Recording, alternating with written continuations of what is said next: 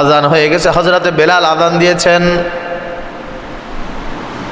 হযরতে আবু বকর, হযরতে উমর, হযরতে উসমান, হযরতে আলী, আবু হুরায়রা সহ সব সাহাবীরা নামাজের প্রথম কাতারে দাঁড়িয়ে বারবার পিছনে তাকায়, আমার রাসূল কি আসতেছে নাকি, আসবে নাকি। দেখে না নামাজের ওয়াক্ত শেষ হয়ে যায়, নামাজ কেউ পড়াইতে পারে না, কেউ দাঁড়ায় না।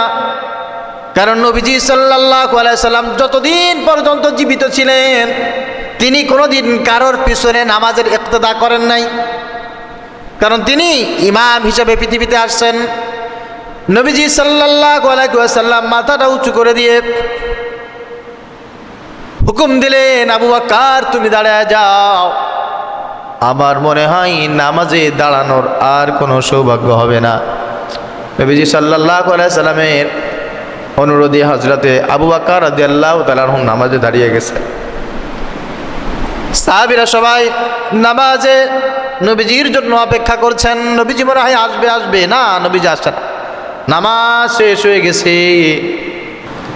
সব সাহাবীরা মিলে ঘরের ভিতরে গেছে, যে দেখে আয়েশা রাদিয়াল্লাহু তাআলা আনহা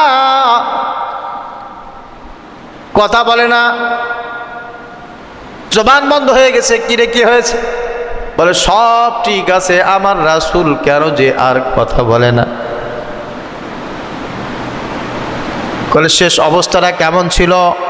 বলে নবীজি সাল্লাল্লাহু আলাইহি সাল্লাম কিছু কথা বলেছে, আমি শুনেছি।